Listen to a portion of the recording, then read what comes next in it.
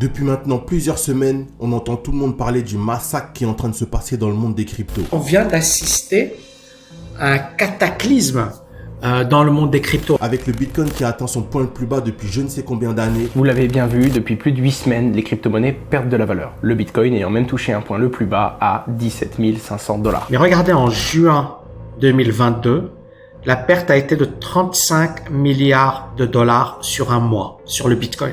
L'Ethereum qui lui aussi est au plus mal et surtout des milliers et des milliers de personnes qui ont investi au mauvais moment et qui ont perdu des milliers et des milliers d'euros. Et par rapport à ça, j'ai une question à te poser. Et la réponse que tu vas donner, d'ailleurs, écris-la en commentaire, va avoir un impact considérable sur toute la compréhension que tu vas avoir de cette vidéo. Comment peut-on considérer toutes les personnes qui ont investi au mauvais moment et qui ont perdu des milliers d'euros dans la crypto-monnaie?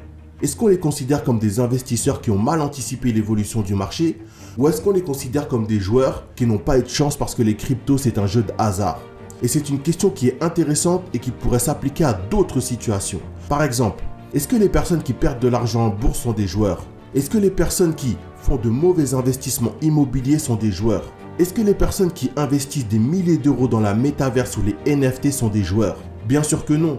Et pourtant, tout est incertain. Il est impossible de prédire avec une certitude exacte un mouvement du marché boursier. Par contre, en ayant suffisamment de connaissances pour analyser le marché, tu peux quand même être très proche de la réalité. Pourquoi je te parle de ça? Parce qu'aujourd'hui, je suis confronté, et toi aussi tu es confronté, à une idée complètement contradictoire et qui te fait certainement passer à côté d'une source de revenus non négligeable. Cette idée, c'est que les gens considèrent le milieu des cryptos, de la bourse, de l'immobilier comme de l'investissement. Tout le monde est d'accord pour dire qu'avant de se lancer dans un de ces domaines, il faut se former. Et pourtant, après t'être formé, même en sachant analyser le marché, tu n'es pas assuré de faire de bons investissements. Et de l'autre côté, tu as les gens qui font des paris sportifs et qui considèrent ça comme un jeu de hasard. Parce que selon eux, ce n'est pas possible de savoir à l'avance ce qui va se passer dans un match. Et c'est là que se trouve toute l'incohérence.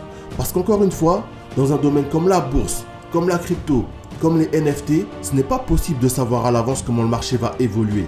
La seule chose que tu peux faire, ce sont des prédictions. Et dans les paris sportifs, c'est exactement la même chose. Et aujourd'hui, malheureusement, il y a des milliers et des milliers et des milliers de personnes qui sont en train de passer à côté de cette opportunité parce qu'ils n'ont pas encore compris ça.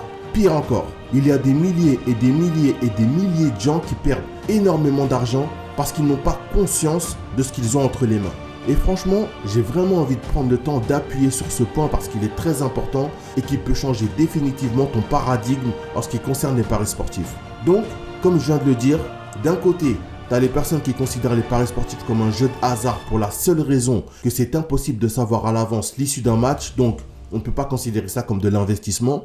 Mais de l'autre côté, ces mêmes personnes qui crient haut et fort que les paris sportifs c'est un jeu de hasard sont convaincues qu'un domaine comme la bourse ou la crypto, c'est de l'investissement, alors que là aussi, c'est impossible de savoir à l'avance ce qui va se produire. Et c'est clairement là que tu peux voir la bêtise des gens. Parce que tu te rends compte que le système a bien fait son travail. Pousser les gens à la faute, faire en sorte qu'ils ne se servent pas de leur cerveau et surtout passer à côté d'une source de revenus non négligeable lorsque ton but c'est d'atteindre l'indépendance financière. Tout ça à cause d'une mauvaise croyance. Si je te parle de ça aujourd'hui, c'est pour réveiller toutes les personnes qui s'égarent et faire en sorte que ceux qui sont éveillés prennent encore plus la mesure de cette opportunité. Si tu fais partie de cette infime minorité de personnes ayant compris que les paris sportifs c'est de l'investissement et qu'il faut agir comme un investisseur pour avoir des résultats, que tu sois salarié avec un capital que tu veux faire fructifier pour augmenter tes revenus ou que tu sois un entrepreneur qui cherche un moyen de faire travailler son argent, je vais te partager quelques règles essentielles pour investir correctement dans les paris sportifs. Premièrement, tu veux investir sur ce qui va te donner le plus de certitude, c'est-à-dire les buts.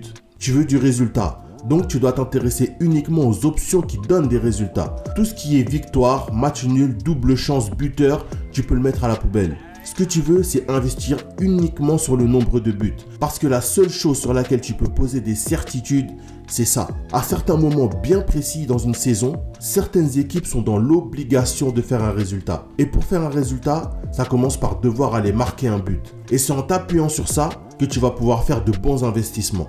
Maintenant, tu pourrais dire que oui, mais si l'équipe est dans l'obligation de faire un résultat, ça veut dire qu'elle va gagner. Eh bien pas forcément.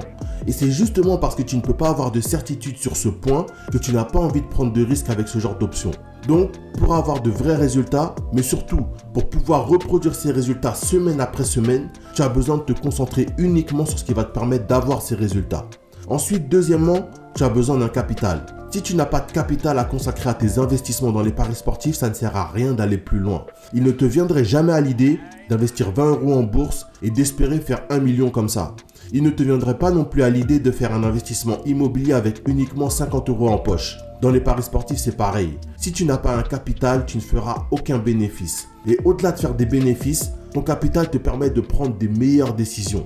Parce que là où tous les joueurs échouent, c'est aussi à ce niveau-là. Ils misent de l'argent qui, à la base, est censé servir à autre chose en pensant qu'ils vont faire un gros coup. Quand tu as ce raisonnement, il se passe que tu prends les mauvaises décisions parce que tu portes trop d'attention aux résultats. Et forcément, tu fais des mauvais choix. Et ça, une fois de plus, c'est valable pour n'importe quel investissement. Plus tu vas avoir une sécurité, plus tu vas être relax et forcément, plus tu vas prendre de meilleures décisions. Et c'est aussi ce que tu veux. Ensuite, troisièmement, et ça sera le dernier point parce qu'il est important, c'est de te former. Arrête de croire que parce que tu as joué au foot dans ta jeunesse, tu vas être bon dans les paris sportifs. Tu t'en fous d'être bon. Ce que tu veux, c'est acquérir une discipline, être rigoureux et précis dans tes choix. Et ça passe par la formation. De la même façon que tu n'as pas envie de faire n'importe quoi en allant sur le marché boursier, tu n'as pas non plus envie de faire n'importe quoi sur le marché des paris sportifs. Et si tu veux comprendre comment les paris sportifs fonctionnent pour investir et gagner de l'argent, si tu es salarié, que tu ne te sens pas libre avec ton salaire et que tu veux augmenter tes revenus, ou si tu es entrepreneur et que tu cherches un moyen supplémentaire de faire travailler ton argent, alors tu peux rejoindre gratuitement l'immersion. Il s'agit de ma liste privée où je te partage des informations secrètes et confidentielles que les bookmakers espèrent que tu ne découvriras jamais. Pour nous rejoindre, il te suffit d'aller dans la barre de description, de cliquer sur le premier lien, d'entrer ton prénom, ton email et je me charge de t'accueillir comme il se doit. Ok les gars, on est déjà à la fin de cette vidéo. Merci à toi de l'avoir regardé jusqu'à la fin. On se retrouve très vite pour une prochaine vidéo. C'était Isma de la Paris Sportif Academy.